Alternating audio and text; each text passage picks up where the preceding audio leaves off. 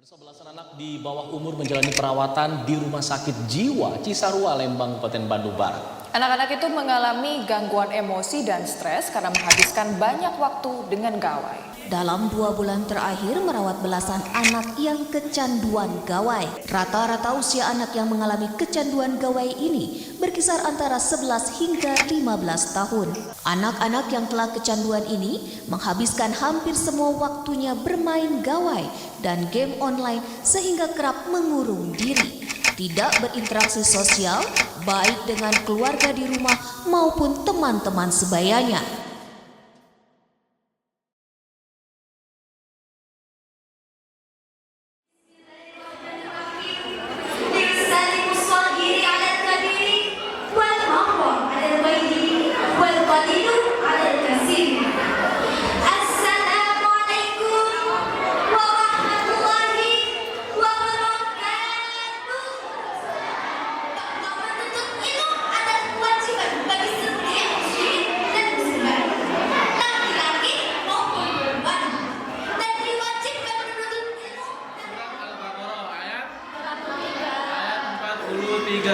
Wa aqimus shalah wa atuz zakah. Ya, jadi perintah zakat adalah perintah wajib, sunnah atau mubah.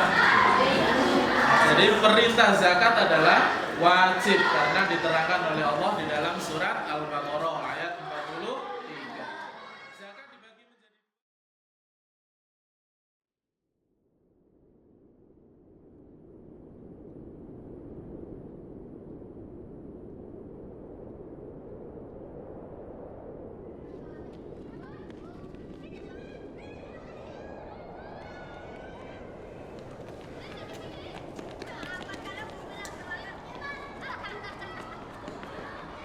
Seiring berjalannya waktu, perkembangan masjid berkembang mengikuti perkembangan zaman. Namun, esensi masjid sebagai tempat ibadah, pendidikan, dan sosial tetap menjadi inti dari fungsinya. Saat ini masjid tidak hanya digunakan sebagai tempat beribadah, tapi juga dilengkapi dengan berbagai fasilitas lainnya seperti perpustakaan, ruang komunitas, atau bahkan madrasah. Di era digitalisasi ini, dengan maraknya perkembangan teknologi, perubahan zaman, serta peralihan gaya konsumsi media masyarakat, dunia membutuhkan wadah pembekalan bagi anak-anak usia dini dalam menimba ilmu agama demi menghadapi masa mendatang. Masjid hadir sebagai tempat pembentukan generasi Islami, penanaman nilai-nilai akan karakter-karakter Islam, serta menjadi tempat pembangunan harkat martabat bangsa masa depan. Sekolah Dasar Islam Unggul Muhammad Hatta merupakan salah satu sekolah dasar yang terletak di Jalan Simpang Flamboyan nomor 30, Kota Malang. Letaknya yang tepat berada di tengah kota membuat aksesnya mudah dijangkau oleh masyarakat. Tapi, apa sih alasan lain kenapa kita memilih Sekolah Dasar Islam Muhammad Hatta? Alasan yang pertama ialah karena masjidnya berada di tengah jantung pusat pendidikan, sehingga masjid ini dikelilingi oleh ruangan kelas dan berbagai aktivitas pendidikan di sekolah dasar itu. Yang kedua, murid-murid SDI Muhammad Hatta merupakan murid-murid yang selalu dikenalkan dan diajak berkegiatan di masjid sedini mungkin. Alasan yang ketiga adalah Sekolah Dasar Muhammad Hatta telah menerapkan metode pendidikan e-learning yang berbasis pendidikan teknologi sejak sedini mungkin.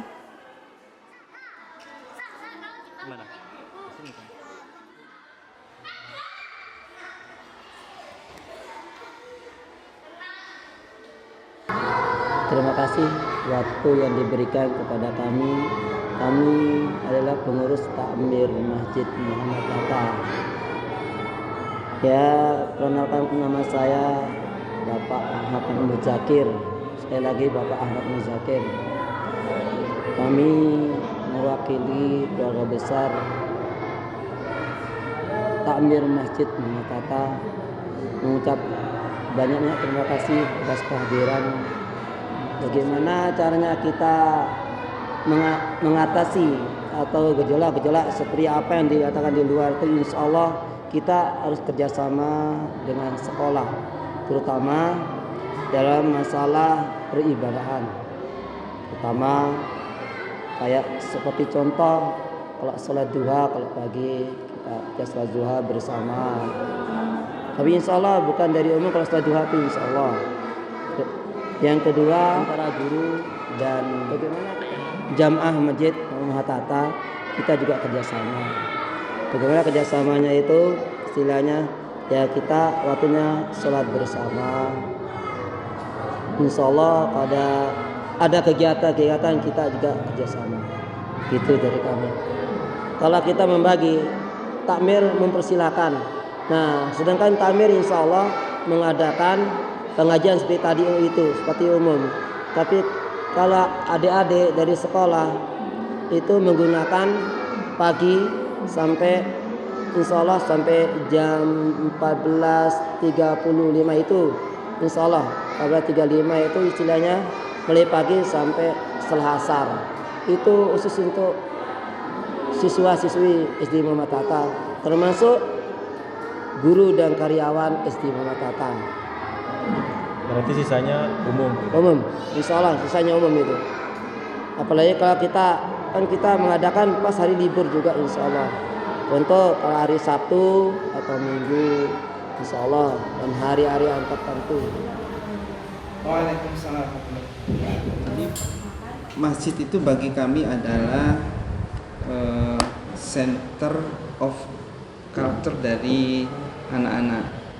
Jadi semua pembiasaan Islami itu kita mulai dari masjid, sehingga sebelum mereka mendapatkan pembelajaran, sebelum mereka melakukan aktivitas yang lain,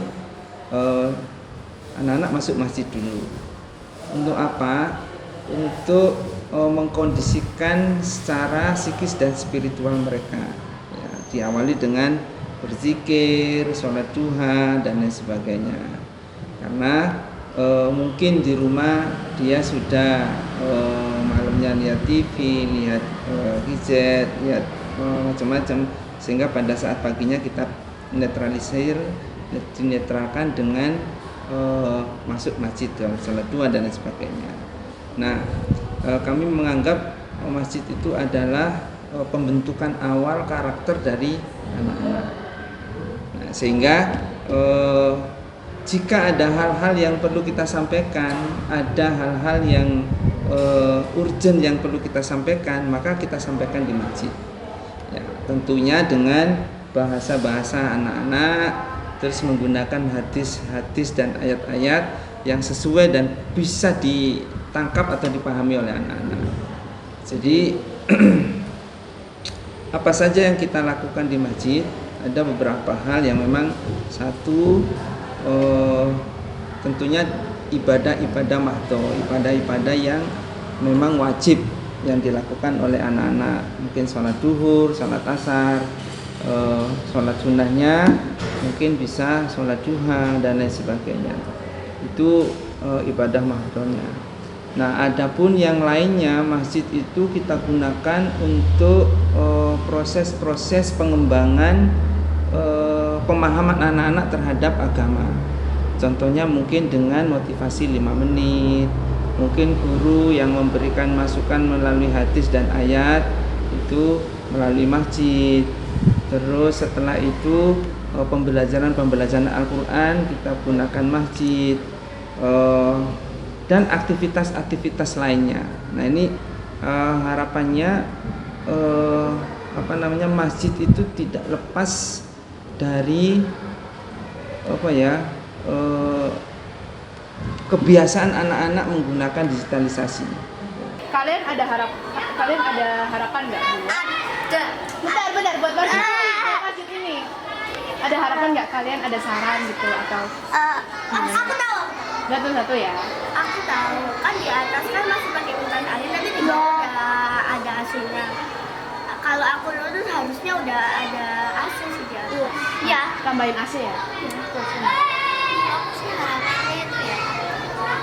Kan di atas itu kan ada agak kotor ya kan. Pengennya tak bersihin gitu ya kak. Soalnya kapatnya memang kasar ya. Pengennya dibersihin, dicuci juga kan kenanya gitu. Terus kebanyakan itu di atas itu lantai doang, jadi gak ada karpet kan. Nah, kalau sujud sakit ya? Ya.